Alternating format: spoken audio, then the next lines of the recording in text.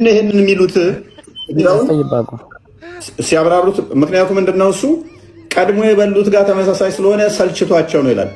ይሰለቻቸዋል ለማለት ነው። ሎክ ይሰለቻቸዋል። ገነት ሄደው እንኳን ሰዎቹ የሚበሉት ይሰለቻቸዋል። ፕላስ ከምንም በላይ ደግሞ አስገራሚው በምድር ላይ ሙስሊሞች በወርቅ አልጋ ላይ መተኛት አይችሉም። በወርቅ ዕቃ መጠጣት አይችሉም።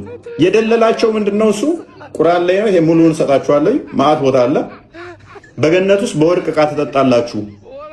ለአንድ አማኝ ክርስቲያን ለሆነ ገነት ስገባ በወርቅ ዕቃ ትጠጣለህ። ስለዚህ ገነት በጣም አሪፍ ቦታ ነው። በወርቅ ብርጭቆ ትጠጣለህ። ይሄ እኛን ሊያጓጓን አይችልም።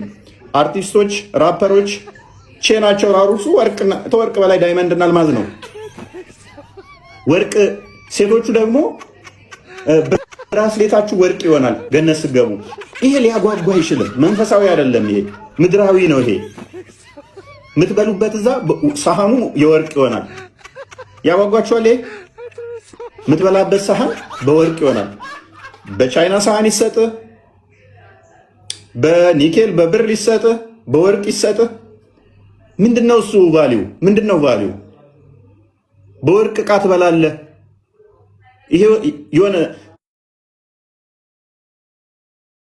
ተስፋ አድርጋችሁ እንድጠብቁት ያደርጋል። እኛ ደስታችን ዘላለማዊ ነው። አምላካችን ጋር ህብረት አድርገን ደስታችን በምግብና በመጠጥ ሳይሆን እሱም በማመስገን መራብ መጠማት አይኖርም። መራብ መጠማት አይኖርም። ዘላለማዊ ደስታን ገንዘብ እናደርጋለን። ክርስቲያን የከፈትከውን አንዴ የከፈተው አዲሱን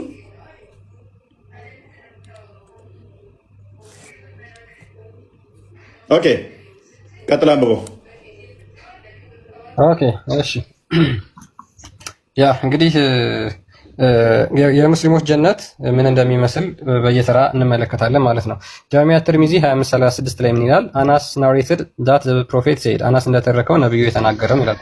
the believer shall be given in paradise such and such strength intercourse።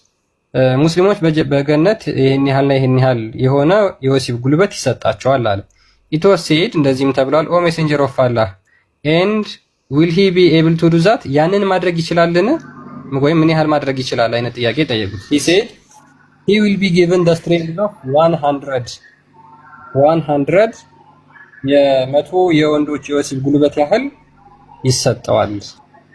በመቶ የሰው ጉልበት አንድ ሴት ወሲብ እንዲያደርግ ይሰጠዋል። አንዴ ለምን የሚታተርዩ?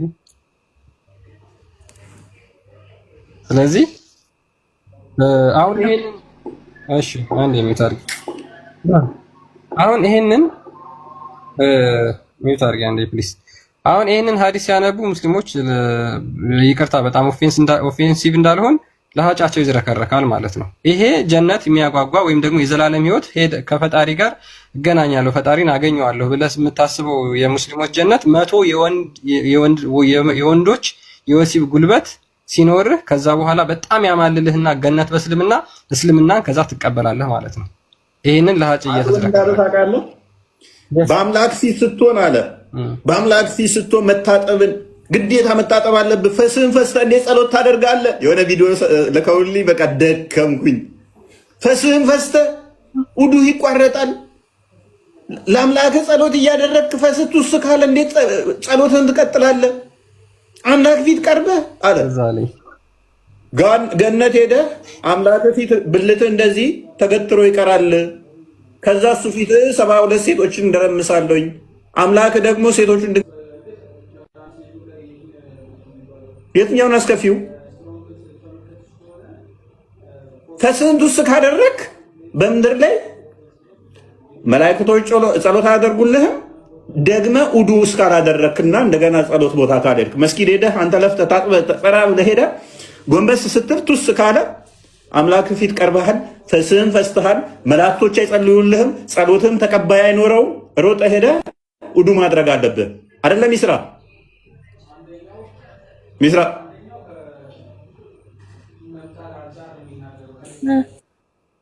ፈስሽን ከፈሳሽ ጸሎት ስታደርጊ ተቀባይነት አለው?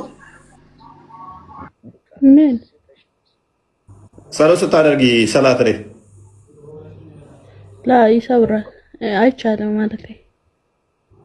የትኛው ነው አስከፊ? ካደ አምላክ ፊት ወሲብ ማድረጉ ነው የሚያሳፍረው ወይንስ ጸሎት ስታደርጊ ሰላት እያልሽ ድንገት ፈስሽ ቱስ ቢል በዛው መቀጠሉ ነው አስከፊ እንትን የሚያሳፍረውና የሚደብር ነገር? አምላኬ ፊት ብልቴ እንዲተገትሮ ይቀራል፣ በዛ 72 ሴቶችን ድንግል አፈርሳለሁ፣ አምላኬ ደግሞ የነሱን ድንግል ይመልሳል ማለቱ ነው። የትኛውን አሳፋሪ? የትኛውን አሳፋሪ? በምድር ላይ ፈስህን ስፈሳ ቱስ ካለ ድንገት ጸሎት ይፈርሳል፣ መላእክቶች ለአንተ አይጸልዩም። ከዛ ወዲያ ትጣላለህ። ከዛስ ደግመህ መታጠብ አለብህ። የምታጠቡት ምንድን ነው? እሱ ሚስራ ፈስሽ ለምሳሌ መስጊድ ውስጥ ቱስ ቢል ምንሽ ነው የምትታጠቢው?